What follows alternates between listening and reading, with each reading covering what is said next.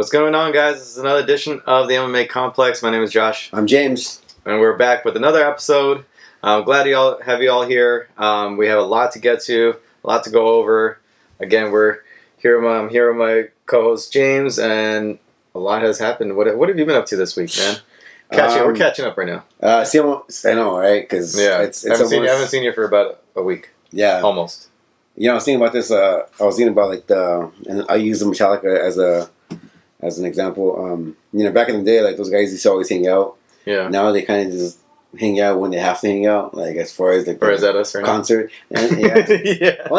Only because I'm always working, man. It is, yeah. Your new schedule is tomorrow's schedule is different. Yeah, like we would hang out all the time, but yeah, it's kind of making me not hang out with you, which sucks. But you had an interesting week. With me, it was just work and go home. Yeah, you want to go see the Rolling Stones? I want to go see the Rolling Stones. I got invited to go see the Rolling Stones over the weekend, which is another awesome thing, man. Because I didn't expect it. It was like, like a friend of mine. A friend of ours has asked me if they had a ticket if I wanted to go. I'm like, hell yeah, I'm going to go. It's Rolling Stones. Yeah, you can't say no. So we went for the day, just Saturday. It was awesome, dude. It was surreal seeing those guys because they've been around for so long. Mm-hmm. You know the Rolling Stones. I wanted to see them for so long, and a lot of these older acts, it's just you got to see them. You have to any chance you can get. Especially them. Yeah, and then so I was just mesmerized the whole time because the show, for being the age that they're at, which I think they're in their almost 70s now or 60s, 70s, dude, they still know how to do it. Like Mick Jagger, Keith Richards, they all still move. They play whatever, like Keith Richards still plays the instrument and like his guitar, like a pro. The hits like hit after hit. Mick Jagger's just dancing around, moving around. They haven't slowed down one bit, man. It was awesome. It was a great show. Did they play Sympathy for the Devil? I believe so. Yeah, I believe so. Yeah. Song. Yeah. Probably my favorite Rolling Stones song. Yeah. Yeah, you're right as far as they're already up there in age. They're definitely up there in age. It's like Stan Lee almost. Yeah, I think yeah.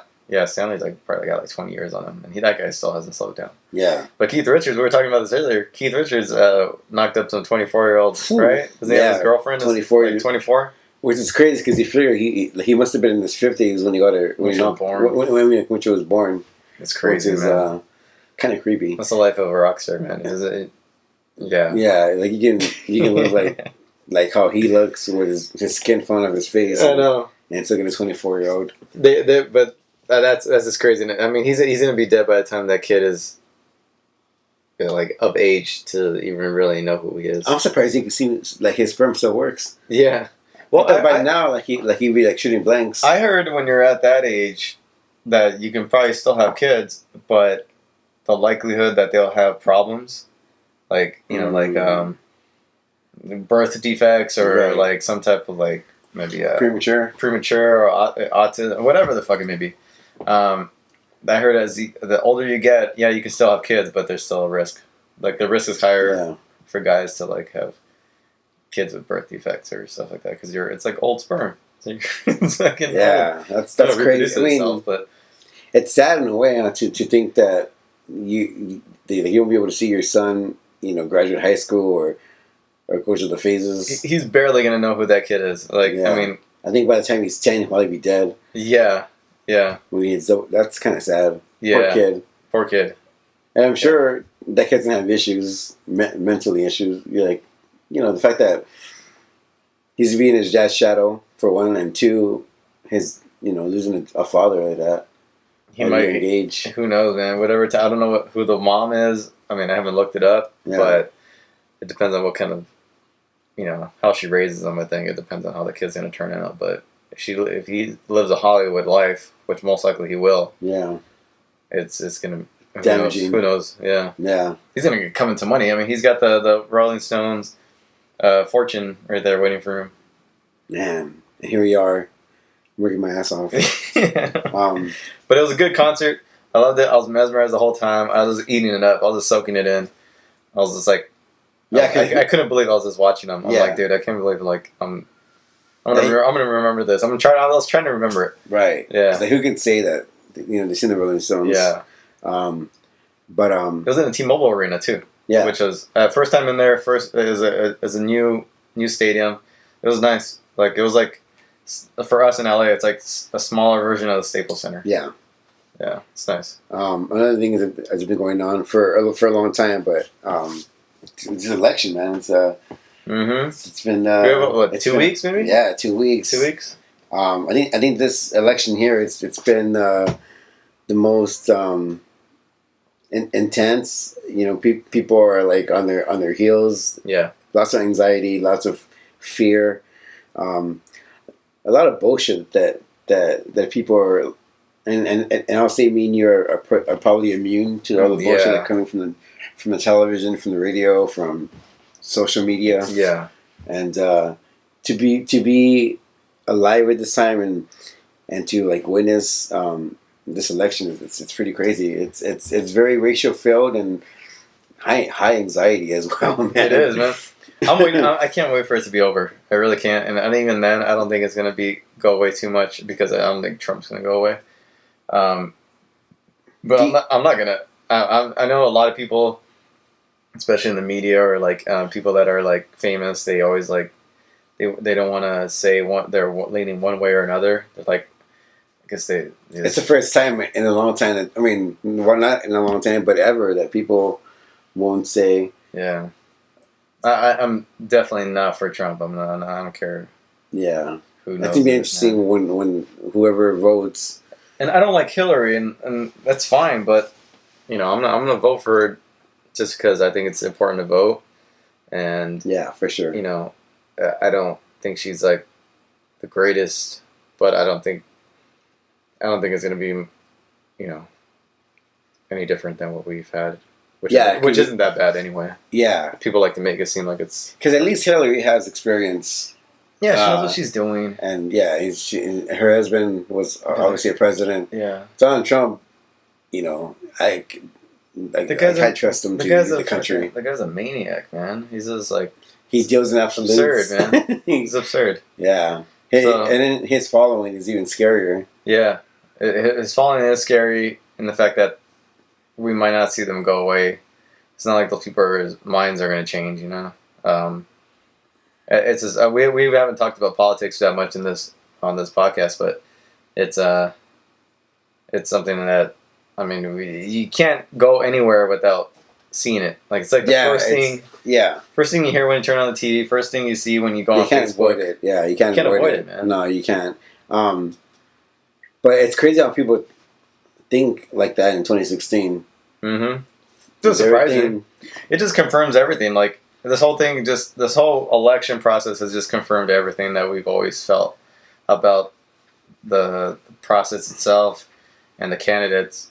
Like when Bernie was running and everybody was like, that the media was showing bias towards Clinton. That came out to be true. Yeah. That Clinton is like kind of shady. Yeah. Has all these back deals and we've always it's of course it's okay. She's just a politician, and then it just confirms this whole election just kind of brought everything to light. It just confirmed everything about all the race relations and people thinking that like it'll always be a running joke that like blacks, if African Americans would be harassed by the cops and that they would it's in a way it's like made up or it's their problem or it's kind of like just an exaggerated, but no, it's real. It happens and we have cameras now to see it and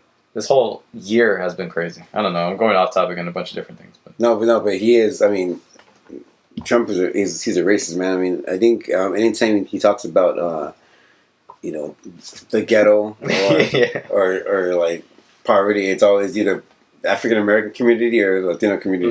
They're living in hell. Yeah, it's never anybody. It's and I think all ethnic groups live in poverty. Not just blacks and Latinos. Whites live in poverty too, and they live in he never says that. It's always he doesn't. There's always African Americans and Latinos, which is kind of crazy. But he generalizes and he divides, and I don't like that. Yeah, it's crazy. I mean, the thought of him leaving the country is even a scary thought. But hopefully, in 2 weeks, it'll be gone. That same week would be 205. Use 205. Is it the same week as 205? I think. I think it is. So. It is the same week as 205. Well, which is unfortunate because New York, all the media there will probably be covering the election, and the UFC probably be in the background. That's true. Yeah, you know what that is. I don't know. I wonder if they thought about that. It'd be kind of, and it's unfortunate because it'd be the UFC's first time in New York. Yeah. So it'd be kind of. Yeah, if it's the same as election week, that's going to be an issue. Yeah, because I mean, everybody's going to be talking about the election. Yeah, and they're going to be kind of it's going to in the back burner. Yeah, that's not good. Yeah, I didn't even think about that. So all the major media that the UFC does draw will be covering the election and not go to the Madison Square Garden. Yeah, arena to cover it, but it's crazy time. I can't wait for all the election stuff to be over. I'm tired of seeing it, and tired of talking about it and debating with people, and it's like it's annoying. But I mean, in like MMA world, JSP's been again in the discussion. He's been on people's minds for the past week or so. Lately, Bisping, recently actually, it might have been yesterday or the day before, Bisping put out a tweet saying that that a fight with GSP has been pretty much verbally agreed to. That he was tweeted out saying, "Hey GSP, we all want more money. Just sign the dotted line and let's do this." Yeah. Presuming that there was talks between him and the UFC brass that to make this fight happen for 206. That's interesting. Middleweight title fight for GSP's return. Dana came out denying the reports. GSP came out saying that he talked to Ari Emanuel, he talked to Dana, he squashed the beef, but nothing's set in stone, nothing's confirmed. He appreciates Bisping trying to hype this fight, but that's about it. What do you think? Do you think it's a good fight for GSP to return? And what do you think about this whole back and forth? I do think it's a good fight for GSP's return. I think Michael Bisping and his fight with Dan Henderson is probably the only guy. I shouldn't say the only guy, but his best chance of defending that title. Yeah.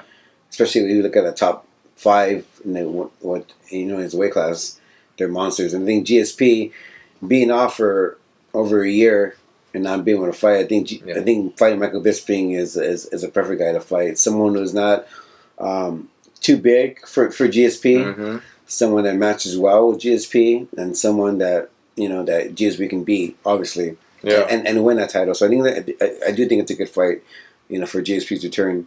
I don't see it come to fruition anytime soon, especially if they want to fight in Toronto.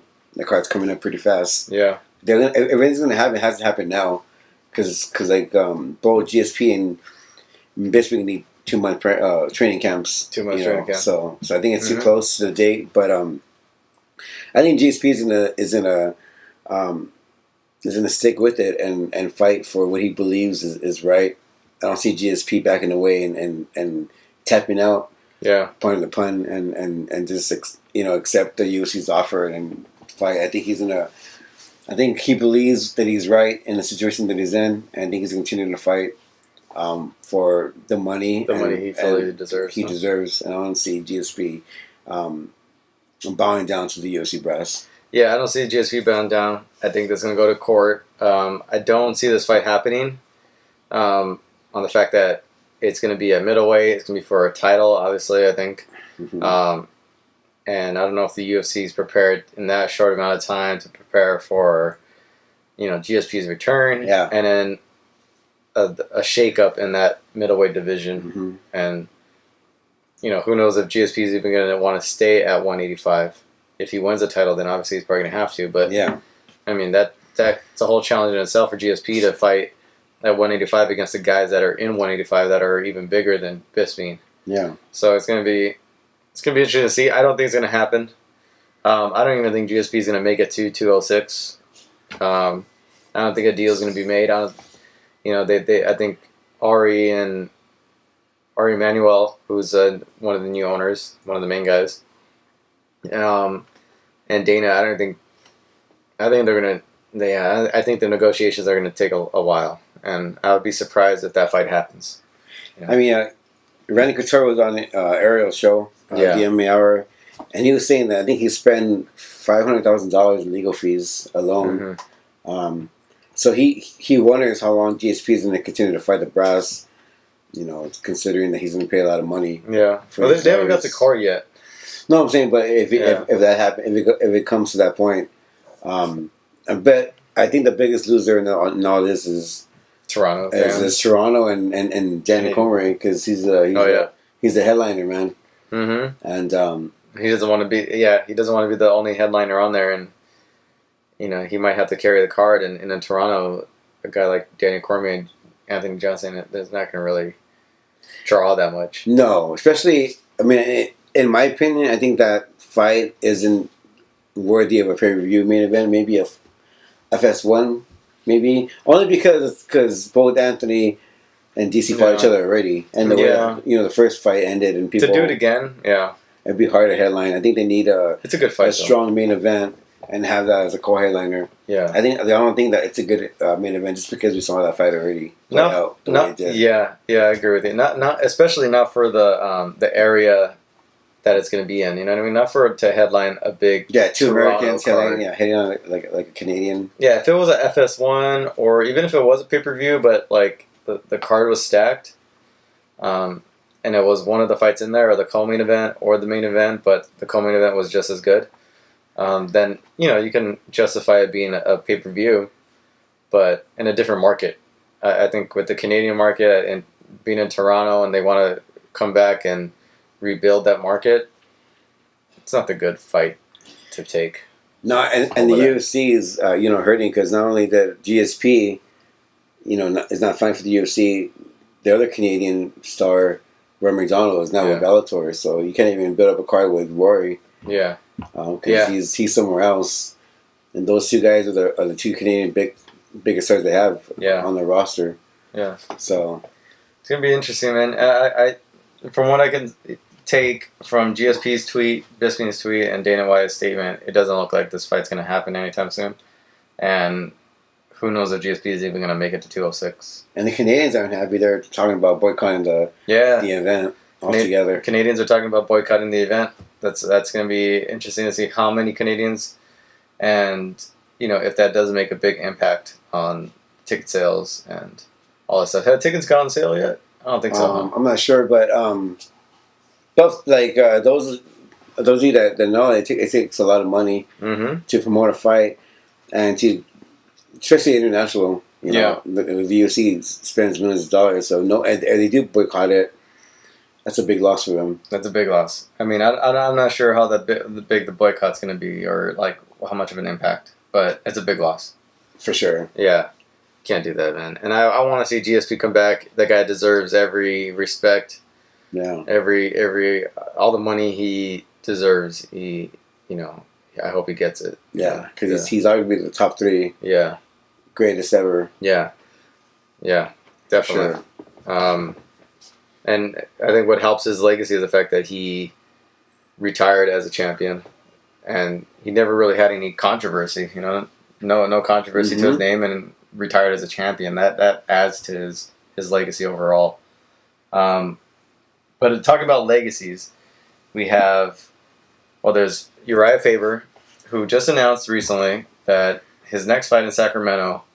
Forgot which fight night it is. It's someone in Sacramento with Paige Van Zandt and Karate Holly, right? That's going to be his last fight. He's going to retire after that one. That's it for him. What do you think? Are you ready to see the last of the California Kid? Do you think it's a good fight for him against Brad Pickett? And do you think it's time for him to hang it up? He's not a young guy, even though he's a California Kid. He's like 37. I think around that age. Yeah, because when the UFC debuted his weight class, I believe he was 32 years old. Yeah. I am happy that he's finally gonna hang it up. I do think that it's his time to hang it up. I mean, like you see him kind of struggle with these prospects now, Yeah. But before he would be like the prospect killer. Like he would fight. He would beat everyone in that division except for the champion. Yeah. It's unfortunate that he never won that UFC brass. I mean, the UFC gold. But I think like his legacy's already set. Yeah. You know, he's been one of those guys who's been fighting forever. Who you think of, you know, small guy fighter or lower weight class fighter, you think of Uriah Faber. He's kind of like the poster child of those lighter divisions. So I think in that sense, I think he's gonna be a legend, and his legacy is there. But I agree that he should walk away now. Like, I don't see him winning any more fights. But I think Brad Pitt is a good fight for him. I think it's a fight that he can win. Mm-hmm. Easily. I think he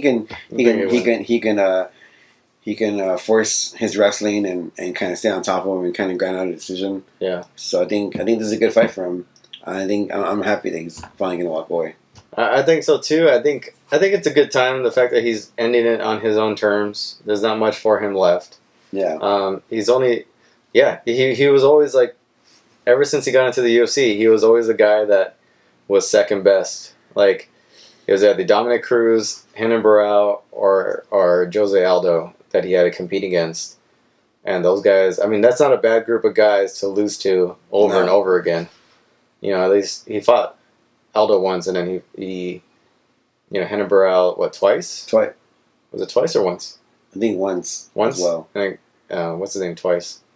Or 3 times? How many times did they fight? Aldo fought twice. He fought him in WEC. And then he fought him. Did he ever fight him in the UFC? Did he?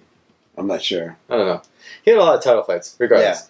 So within his title fights, he was always that guy that, like, he lost a title fight, he'd fall back in line, he'll beat 5 guys in like a row, and then right back to a title shot, like year after year after year, and you couldn't deny him a title shot because he cleaned out the division. Yeah.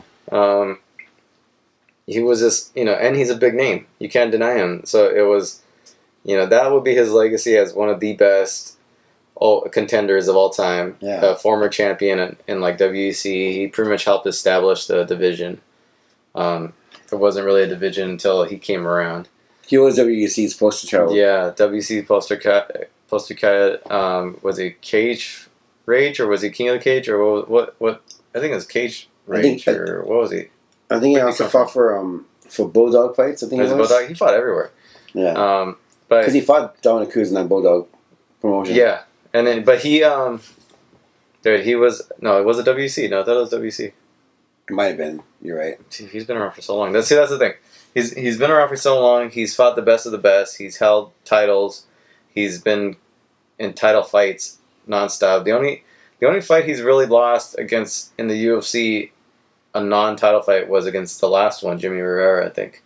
And Frankie Edgar. Was it Frankie Edgar? Well, Jimmy Rivera and Frankie Edgar. Jimmy Rivera and Frankie Edgar were his only 2 losses, I think, in the UFC where they were against non-titles. Mm-hmm. Everything else was victories and losses in title fights. He's a California kid. I mean, anytime you hear his walkout song, you know who he is. You know what who's coming out. He's nearly a household name. I think so. I think so. Yeah. And you say the name Uriah Faber, or you show a picture of him, most people will kind of know he's a fighter, or comes from that world, or they would at least recognize him and recognize the name. And I think he will always go down as one of the best of all time. Definitely a future Hall of Famer. Oh yeah, for sure. And that's it. So one of the first guys to really establish himself outside of the game in terms of brand and commercial success. I think he knew how to market himself. Yeah, and he has a lot of things to fall back on. He has obviously his gym. Yeah, clothing companies. Yeah, and he has his own company. And then I think he mentioned he has some movies and some projects coming up. Yeah. But the fact that he's so, breeding out these prospects like Cody, who's who might fight. Not to mention, the guys that he helped bring up. Yeah. Benavidez, Cody. Yeah. Dillashaw. Mm-hmm. All of that. He found those guys a lot of the time. And he made them from scratch. From scratch, yeah. And these guys are big players in their respective divisions. Yeah. Cody's gonna fight Dominic. I think they haven't announced it, but it's almost official. Oh no, I think it's official. They got announced I think yesterday or last night. Yeah. With on that 207 card. Yeah. With Kane and Ronda. So, yeah, I mean, the fact that he's a coach and he has his gym and he has all those things. I think fighting. I think he'd probably be happy not fighting and making more money and having his success through his coaching. Yeah, or even focus on just his outside stuff from now on. The guy's always going to go down as a legend, and you're right. I mean, the fact that he's leaving on his own terms is and the fact that he's better. And he hasn't really taken a whole lot of damage in terms of head damage, brain damage, and going out on his own terms. He's not being forced out. He's going out on his own terms, and he hasn't been knocked out. No. He's been beaten, but that's about it. He's a super cool guy, Josh and I know him. Yeah. He's been always kind to us, and his fighting style is pretty exciting as well. Yeah. Who else? There's also came up was John Jones. John Jones has been tweeting, very active on Twitter. He came out saying that he's just talking a lot of trash, but that the commission and USADA have found that the supplements that he took during the UFC 200 time frame were tainted supplements. So it's pretty much a done deal that his sentence, which I think is going to be at the end of the month, October, actually this weekend. Somewhere, I think maybe Monday. Actually, I think Monday is his hearing. Along with Brock and Diaz. Yeah. So I think Monday is his hearing, which is going to be a big one. If anybody wants to, listen, be ready for that, because you got Nate Diaz after the Conor. There's that information that is going to come out and what kind of suspension he's going to get. We're going to get to that too. It's going to be a shakeup in the commission in Nevada. Oh, that's right. And then Brock Lesnar and John Jones. So, but back with John Jones, it's been confirmed pretty much by USADA that his suspension is going to be reduced, and we're going to find out what that may be on Monday, and that the supplements he took are tainted, and they've been confirmed as tainted. So, what do you make of this news? Obviously, we have DC and Anthony Johnson coming out on the next fight at 206, and after that, we'll most likely see John Jones compete against one of the two. So, how do you feel about that? Very surprised by the fact that his supplements were tainted. No, it's all it's almost the new thing nowadays. Ever since Ro Romero did the whole thing, I think fighters are responsible for what they take. I think they know the rules. I mean, it's there. USADA tells you this is what you get for popping. They should at least run it by USADA. Yeah, have their managers do that. So I think it's going to be an ongoing thing. I don't think it's the last time we'll see something like this happen again. But I'm excited as far as seeing John Jones and DC finally fight. And I'm happy that DC gets that opportunity to fight John Jones. Hopefully one time. Hopefully this time. Or Anthony Johnson. And hopefully there's some gates to that fight. Yeah. I think I give a better edge to Anthony Johnson than I do with DC. I think Anthony Johnson can knock out anybody. Yeah. I'm happy, man. But I think now, fans are kind of jaded as far as, John Jones and his shenanigans.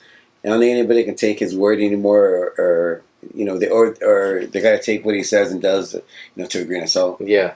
I'm surprised that they actually did come back tainted.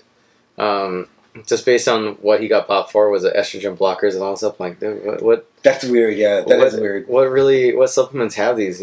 But it's just a USADA dealing with all the over the counter supplements that you can easily buy, and dealing with the fact that most of those are tainted with something, and just competing with that. It's like they're not just competing with athletes trying to cheat. They're competing against they're trying to catch up with these companies, and trying to catch a lot of these companies in terms of what kind of products they're in, and Yeah. a lot of these fighters, I think, either are knowingly or most maybe unknowingly taking these things and not realizing what's in them, or it might not even be listed on the on the label. thing.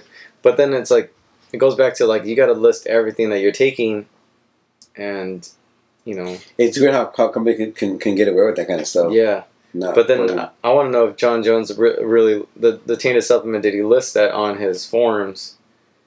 You know, was that some No. one of the did he not list it, and then they went back and tested everything that he had and in his house, and who knows? I don't really know the specifics about it, but I'm surprised that that it was tainted, and it's good for him in terms of getting back into the octagon a lot sooner, and for the division, it won't be slowed down, and DC could finally get that fight that he wants to at least solidify his legacy. I still would probably pick John Jones. Yeah, same here.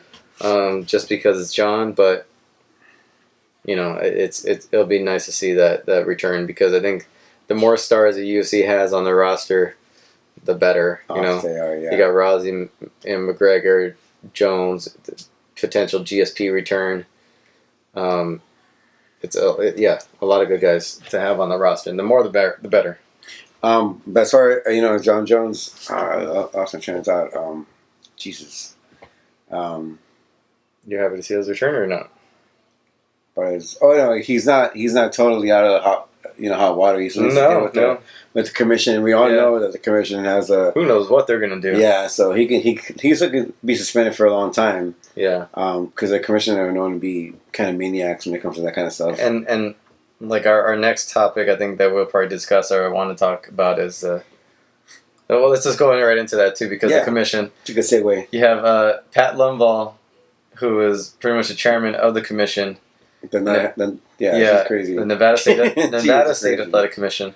And if you're aware of who they are, which most people are, and if you've seen the telecast, you know who she is. You see her usually at the side of the cage, octagon, most of the time. Yeah.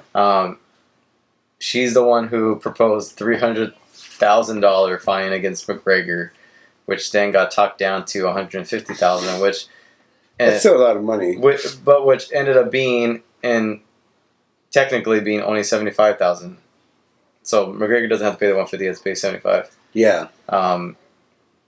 But she wanted to put $300,000. Yeah. So she's that Pat Lumval. She's always been a controversial figure in terms of. Well, she wanted to ban Nick Diaz. Yeah, she wanted to ban Nick Diaz. I think they wanted to ban maybe Vanderlei. Was that the one who proposed to ban Vanderlei? Like, she's her track record isn't the greatest. Her track record is not the greatest. It's really nice to see that some of these people are going to be finally gone.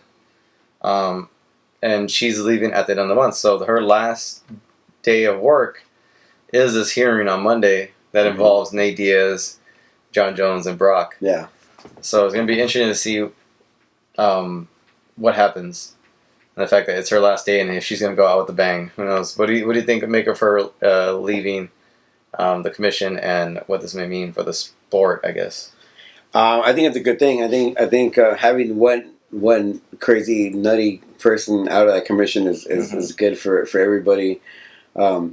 MMA.com's Mark Raimondi, he reported he asked the governor. He reported it, right? Yeah. Well, he talked to the governor who oversees the commission, and what he said is that the reason why she's being let go is because the governor doesn't want these commission people to do more than 2 terms at a time. Yeah, so her term is done, right? Yeah. I think she's been in the commission for 9 years. Yeah. And he wants to avoid that kind of stuff. So I think he's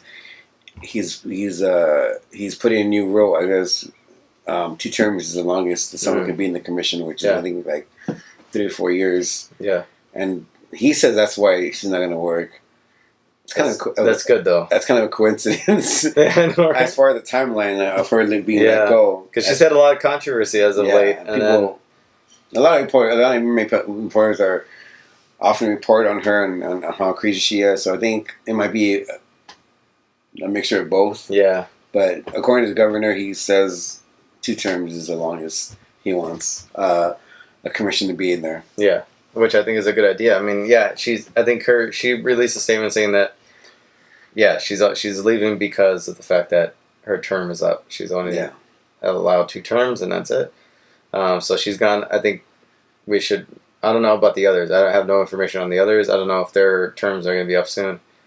That'll be something to look into. But the fact that she's leaving, and we have one of the 4 horsemen out of there. Yeah, she's probably the most extreme. I think she's the most extreme. Yeah, because she. Like, I just feel like she didn't like MMA. She was always at the octagon. I think in a lot of ways, I just don't think a lot of it. She knew what she was doing. I just don't think they knew what they were doing. They were just making up rules whenever they felt like it. It just seemed like she had a personal vendetta with some of these fighters before, and she used that sour relationship to her advantage when it came to giving out these sentences for the fighters. Yeah, and I think a lot of it was the fact that, like, we saw that the inconsistency was the fact that that they pretty much, if you didn't bow down to them, then you would get punishment. Yeah. You know, you would get punished. And to avoid that, you got to kiss their ass and say that if you didn't kiss their ass or respect them in the way that they felt like they deserved, then you suffered the consequences. Yeah, because those guys made up rules on the fly. Yeah, yeah. So, I'm glad. I think it benefits everybody, especially the fighters. Yeah, definitely. Right now we have some fight picks. There's a couple of fights I know happening this weekend, which is we're gonna get to and give you some of our picks for that. I'm just pulling them up right now. You have also it's Halloween weekend, which I'm excited about. Is it when's Halloween Day? Is it Monday? Monday. Halloween Day is Monday, and then all the parties. Everything happens on the weekend. Beware the clowns. Beware the clowns. Which I think that clown stuff has kind of stopped because people are getting their butt kicked out there. Yeah, I think one kid died. There was the videos I saw online of these clowns getting beat up. Well, you know what? The only fight this weekend that I see, I think, is there a combate fight this weekend? Is this the Mexico City one? Is that this weekend? I don't think so. I'm not sure, to be honest. I gotta check on that. There might be Combate Americas this weekend. But yeah, I mean, UFC as far as the UFC, there's only, I think the next UFC is that MSG card. I think WME said that they're gonna kind of shorten the list as far as having cards. They want to cut back on fights, which is a good thing because I think I'm starting to miss the UFC, so it's kind of good. Right. They're doing that, so. So yeah, I'm not sure about the Combate card. I know they're going to be in Mexico City. Yeah, they had a press conference this morning. Oh, I think it was just a press conference. Yeah. All right, I just didn't want to make sure last one. But I don't think there's any glory. There's nothing there. Nothing major. Nothing major. I think RFA is the only one that's happening this weekend. That's Mershart versus Walden. That's Access TV. Friday night, October 28th. I think Friday night I have a party to go to. You're invited to. Oh, I got my costume ready. Yeah. I want. Should I tell people? Should we show people? Yeah. Let's show them. I guess. I got my costume. You have your Robin costume. Yeah. I need. Yeah. I got my. I'm gonna go as Cyclops right here. I'm a big X-Men fan, so I tried it on last night. It actually felt pretty good. Yeah, I went to this. I know, it's awesome. It's like their '80s costume. Yeah. I went to Mo's party with the guy that's hosting the Halloween party last year. We had those vegetarian meatballs. Oh yeah. I think I dressed up as that tiger. Yeah, that's right. And then I changed within the hour because it was way too hot. So yeah, I'm not sure what time that the party is, but I think I'll probably DVR the fight if anything. Yeah, watch it because I'm not doing anything the rest of the weekend.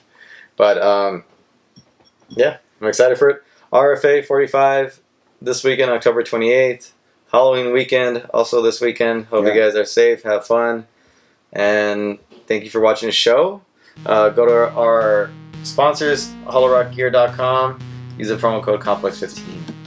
You can follow us on social media. You can follow me on Twitter, MMA Complex James JYMG. You can follow him on Twitter, MMA Complex Josh. You can follow the show on all platforms of social media: Facebook, Instagram, and Twitter at the MMA Complex. It's gonna be a quiet weekend, which is kind of good. The UFC to come back to that November card. November 12th for the MSG. But until then, you guys be safe. Be aware of the clowns. If you see them, beat them up. Enjoy the fight. Enjoy your Halloween night.